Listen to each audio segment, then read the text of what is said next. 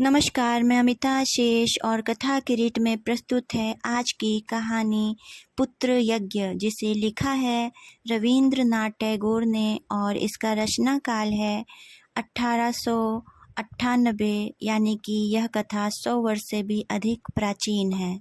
तो आइए सुनते हैं आज की कहानी पुत्र यज्ञ।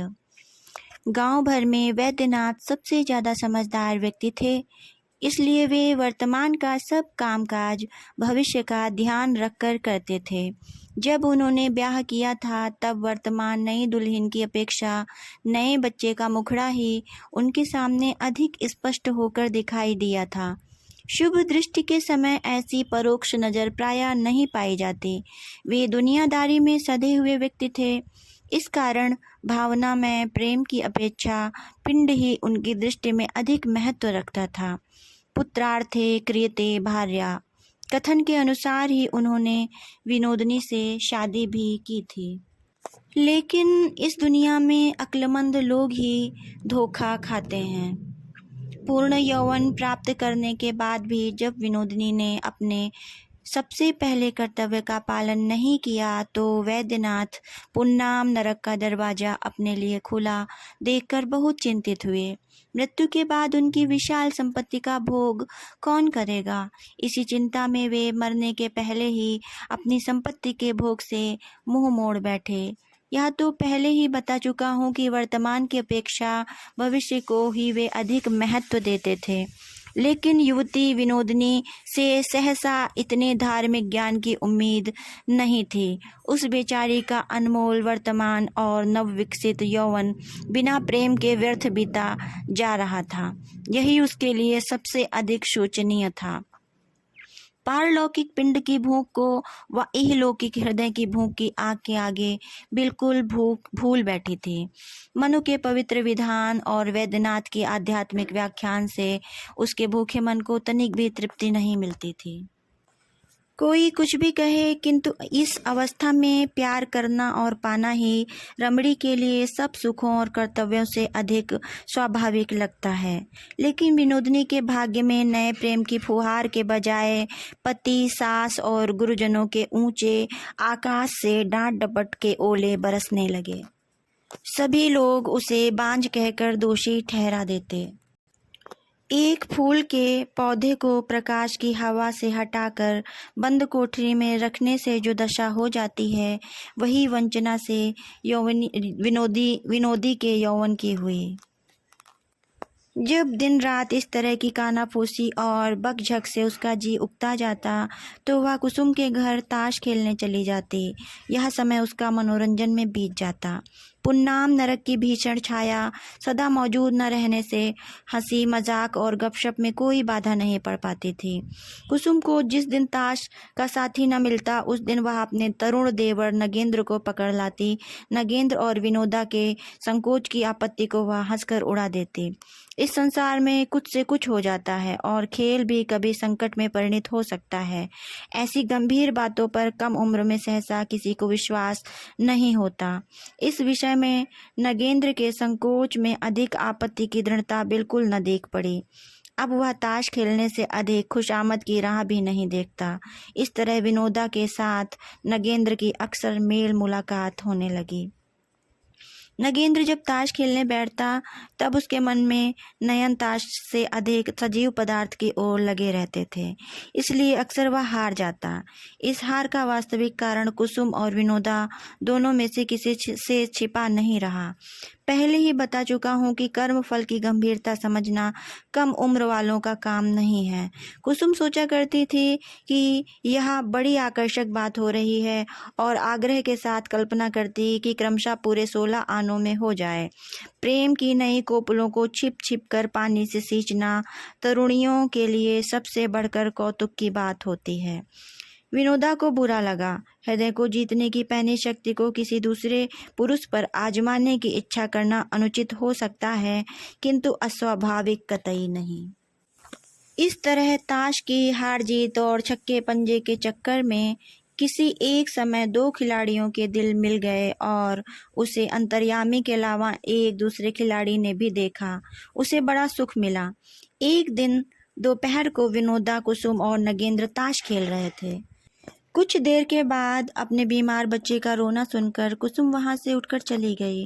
नगेंद्र विनोदा से बातें करने लगा, लेकिन वह क्या बातें कर रहा है वह खुद भी नहीं समझ सका। दिल में उथल पुथल मचाकर उसका रक्त स्रोत सारे शरीर की शिराओं में लहराने लगा। एकाएक उसके उद्दाम यौवन ने सारे बंधन तोड़ डाले। विनोदा के दोनों हाथों को कसकर उसने पकड़ लिया और अपनी ओर खींचकर उसका चुंबन ले लिया।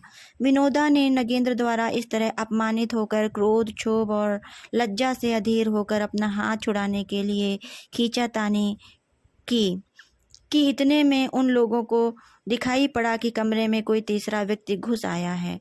नगेंद्र सिर झुकाए बाहर निकलने का रास्ता ढूंढने लगा। नौकरानी ने गंभीर स्वर में कहा, बहू जी, तुमको बुआ बुला रही हैं।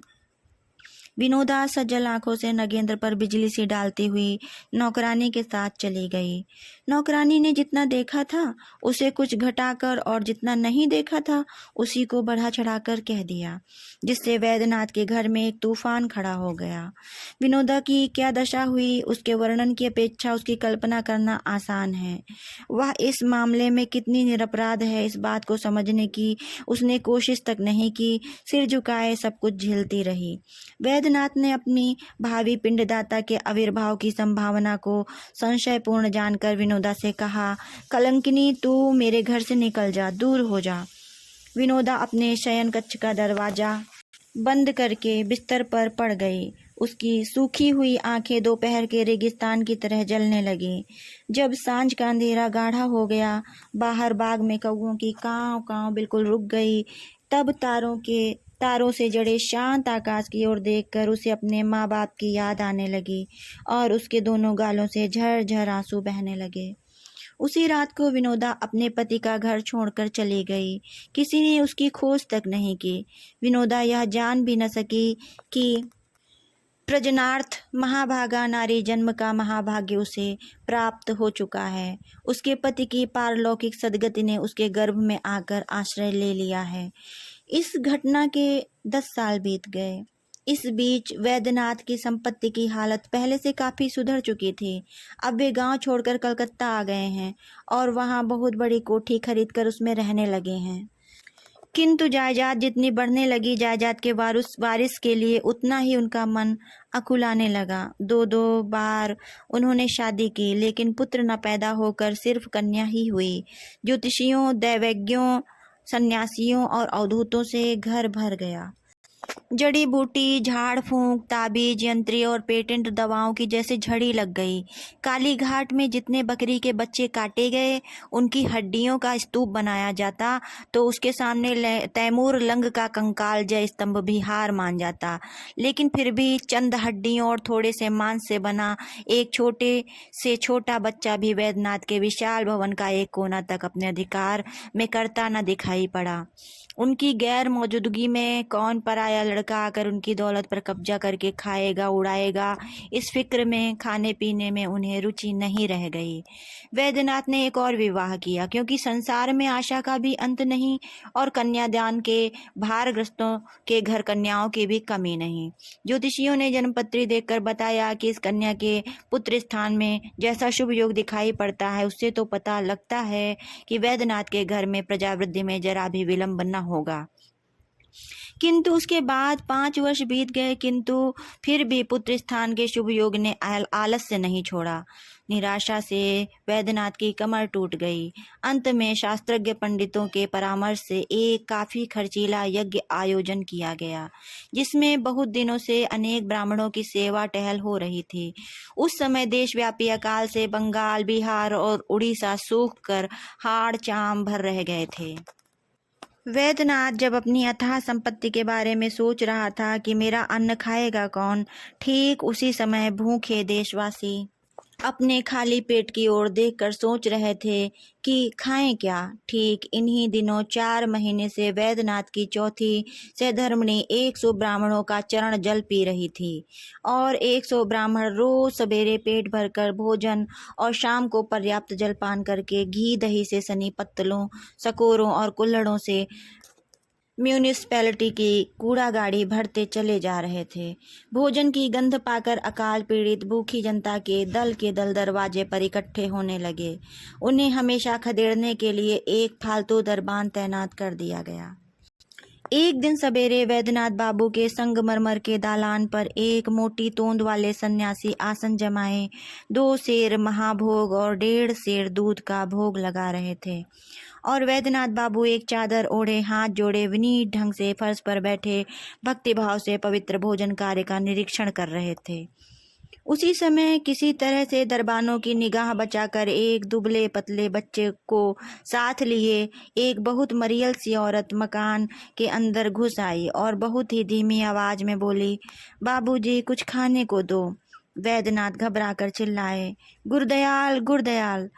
रंग बिगड़ते देखकर उस औरत ने बड़े ही करुण स्वर में कहा, अजी इस बच्चे को दे दो, 2 कौर खाने को दे दो, मुझे कुछ नहीं चाहिए। गुरदयाल ने आकर माँ और बच्चे को बाहर भगा दिया। वह भूख से तड़पता अन्नहीन बच्चा वैद्यनाथ का इकलौता बेटा था। 100 हट्टे कट्टे ब्राह्मण और 3 बलवान सन्यासी वैद्यनाथ को पुत्र प्राप्ति की दुराशा में लुभाकर उसका अन्न खाते जा रहे थे। धन्यवाद। नमस्कार, मैं अमिता शेष और आप सुन रहे थे कथा किरीट के अंतर्गत आज की कहानी पुत्र यज्ञ, जिसे लिखा था रविंद्रनाथ टैगोर जी ने।